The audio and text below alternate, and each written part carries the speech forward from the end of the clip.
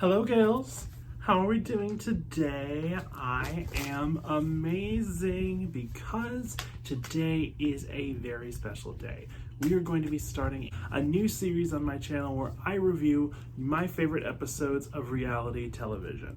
I can think of no better show to start with than RuPaul's Drag Race. RuPaul's Drag Race, start your engine, RuPaul's Drag Race. May the best drag queen win. RuPaul's Drag Race is the show. It has everything. Gay people, iconic performances, gay people, laughter, gay people, drama, fashion, gay people, and did I mention gay people?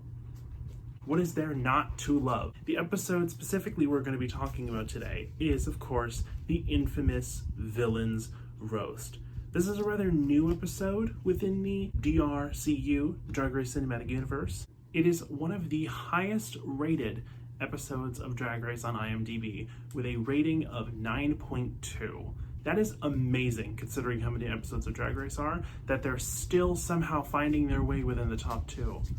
And the bottom two, but we'll get to All Stars one day. Just a little disclaimer before we walk in, I'm not going to be using actual footage from the episode because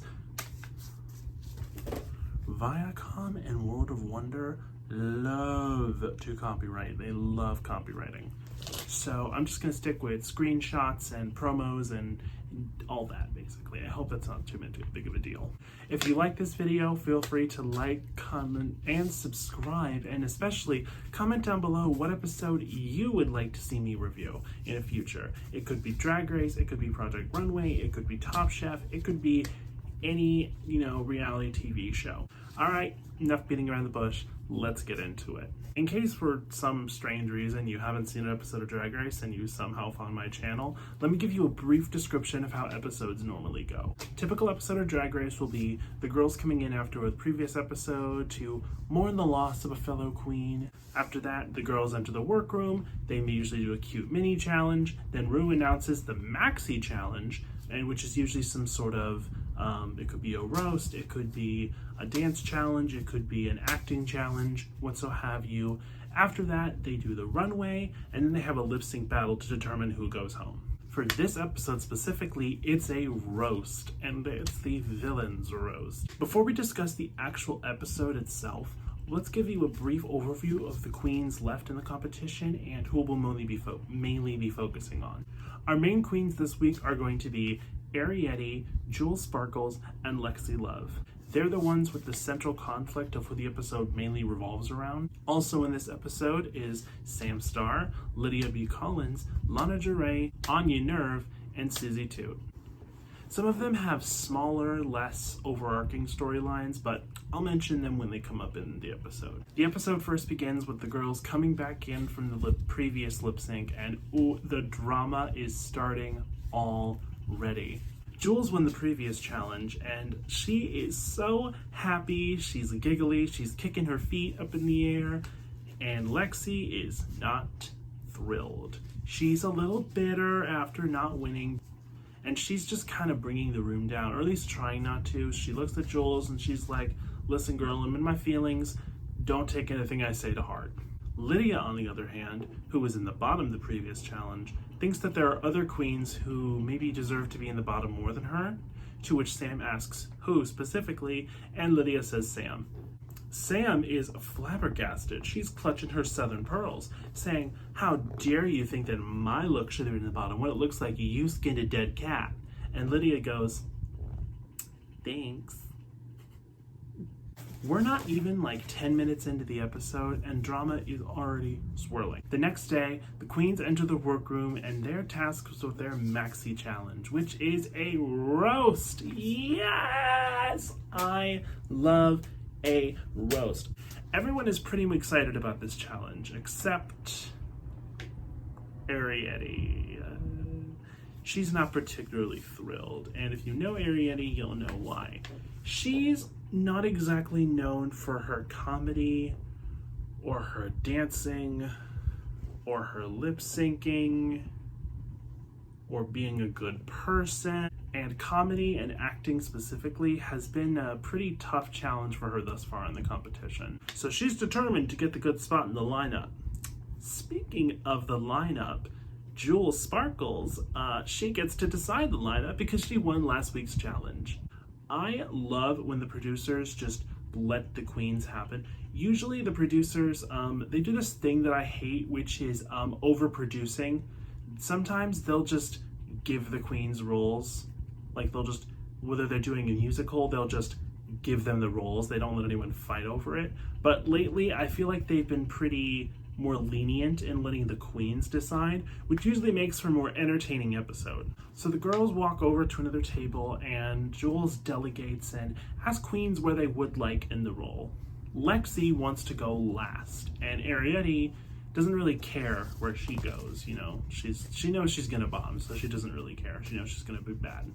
So after a little while, Jules finishes her lineup and announces it to the girls. The order goes as follows: Anya first, then Ariete, herself, Lana, Sam, Lydia, Susie, and Lexi. Jules wants to play fair, but Lexi and Ariete don't exactly take it that way. Lexi thinks Jules is being shady by putting her after Susie in the lineup, which, quick little refresher, Susie and Lexi have kind of had like a one-sided beef over the season, with Lexi not caring for Susie and Susie not really caring that Lexi doesn't care about her. Basically, Lexi's just thinks that Susie is this like villainous menace, and like Susie's just kind of there most of the time. You know, she's just doing good in the competition.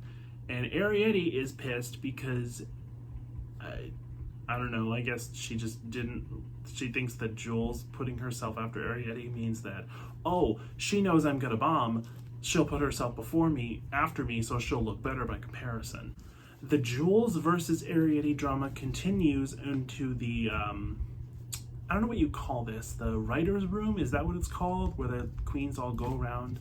Because they go to the main stage and they meet with Michelle, one of the judges, and the guest judge for this week, comedian Whitney Cummings. And they just go over their sets and sort of talk it out. I don't know what the specific verbiage is for that. So while Jules is talking with judges, you know, going through her set and everything, Ariete takes this as her chance to get revenge. Her words, not mine. So she looks over at Jules' paper and steals her jokes. Excuse me. Like, she literally steals Jules' joke. She literally looks over and just goes,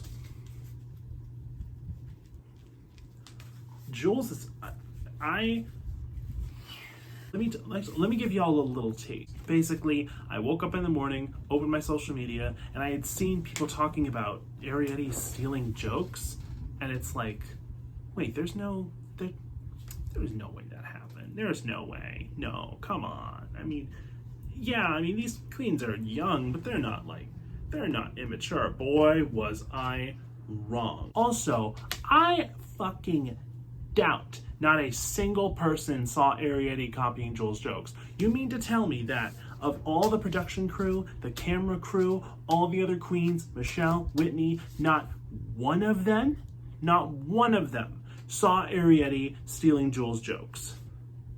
Not one of them? Please. Anyway, after that whole situation, the queens go back to the workroom the next day to do their makeup and get ready for the actual roast. Side note, I'm going to be calling Ariete Ari from now on, just because it's like, or Ari, you know. So if I say Ari, I mean Ariete. Ariete and Jules would often do their makeup next to each other, but Ariete is just so mad at Jules and so mad at her for screwing her over with the lineup of the roast, even though she said she was already going to do bad. She decides to move 2 seats over. Like, literally, she gathers all her fucking makeup and just moves like 2 feet away from Jules. She did her big one. While this is happening, Lexi goes over to talk to Lana and Susie. Lexi says that Jules is being shady with the lineup and that she thinks that, you know, putting Susie before her, Susie's gonna do so good, and it's gonna make Lexi look so bad, and Basically, she thinks that Jules put her after Susie to mess with her, even though she wanted to go last and Jules put her last. Ariete is still in her feelings, but Jules tries to talk with her a little bit, which then Lexi chimes in and Jules just completely ignores her. To quote Jules directly, "I couldn't care less what Lexi thinks because I gave that bitch what she wanted." Jules' main focus right now is Arrietty because they are the closest. They've really gotten close over these last few weeks, and she doesn't want Arrietty to stay mad at her for the rest of the competition. But Arrie ain't having it, and Jules just gives up. Afterwards, Lexi blows up at Jules, calling her shady, calling her a bitch, and the two go back and forth, and everyone's laughing, and some people are yelling too, and it just goes on and on and on, and it's just a big fucking mess. Basically, nothing gets resolved, and we move on to the actual challenge. The roast begins, Anya gives a great performance and introduces Arrietty onto the stage. And now, keep in mind, up until this point, Jules has no idea that Arrietty stole her jokes. She knows that Arrietty was mad at her, but she didn't know that Arrietty stole her material. She's just sitting there, blissfully unaware, probably thinking about getting a labubu. Arrie goes up to the podium, starts doing her set, and Jules realizes, this bitch stole my jokes. She is gooped. She's flabbergasted. She had no idea that Arrietty was gonna do this. Jules is a better person than me because the way I would have swung on that bitch, I would have knocked her on the stage in front of RuPaul, the guest judges, God, everyone. But you know what? For her sake, she keeps it professional. She sits there and she's like, you know what? I'm going next. And to her credit, she did a little bit better than Arrietty. Yeah, so Arrietty bombs. Even after she stole Jules' jokes, she bombs. Not only did she bomb, it was probably one of the worst roast performances in like 17 seasons of RuPaul's Drag Race. Jules goes after Arrie and bless her heart, she also bombs. After everyone else, Susie goes on and introduces Lexi onto the stage, and you can just see her getting in her head. You can just see her like thinking about things too much and just like overthinking, and it's just kind of hard to watch. You can just see her just disintegrate, for a lack of a better word. After the runway, the queens get critiqued, and to the surprise of literally no one, Arrietty, Jules, and Lexi are in the bottom. All justifiably so, to be honest, even without the context of the episode. But before they end up lip syncing, let's briefly talk about Untucked. Quick TLDR, Untucked is a sort of behind the scenes of Drag Race. It's basically not behind the scenes. It's filmed during the judges' critiques when the queens all enter the Untucked lounge and sort of air out certain beefs or just like give their feelings. It's another way to see the queen. Almost immediately after entering the Untucked lounge, Jules and Lexi start getting into it. Lexi's calling Jules fake and a bitch and saying that she screwed her over and dicked her over and that she knows that she hates Susie and that Susie's the villain and and Lexi's just like, listen bitch, I gave you what you wanted. I gave you what you needed. You asked to be last, I put you last. It's not like Susie ate up the roast and demolished the roast, which led to this iconic screenshot. After going at it with Jules, Anya chimes in saying that Arrie and Lexi are being unfair to Jules, even saying that they owe Jules an apology. Arrietty pops off at Anya, complaining about her getting involved in Jules' fight, and Anya claps back with, well, when you left your friend, she sat with me, bitch. The whole situation is just so messy. Again, it's just like the workroom. It's a lot of back and forth, a lot of he said, she said, a lot about they did this, they did that, blah, blah, blah, blah, blah. To summarize, Jules and Arrie make up, Lexi and Anya make out, and at the time of writing this script, I feel myself falling asleep because it's 1 a.m. So after Untucked, the queens come back onto the main stage and Jules and Arrietty end up lip syncing. Jules is out here and she's putting in the work. She's splitting and dipping and kicking and this and that and blah, blah, blah, blah, blah. And Arrietty, well, she tried, you know. Anyway, Jules wins the lip sync and Arrietty goes home. Before we end the episode, I want to give a quick little rating of the drama this episode. Honestly, 10 out of 10. This episode was great. It had a fun challenge. It had great, amazing drama, some cute looks, a great lip sync. Overall, amazing episode of Drag Race. Thus ends the very first episode of Reality Retrospective. What a journey. Thank you all so much for watching. I really hope you did enjoy this video, and once again, make sure to like, comment, subscribe, and tell me below what episode you think I should review next. Bye, girls!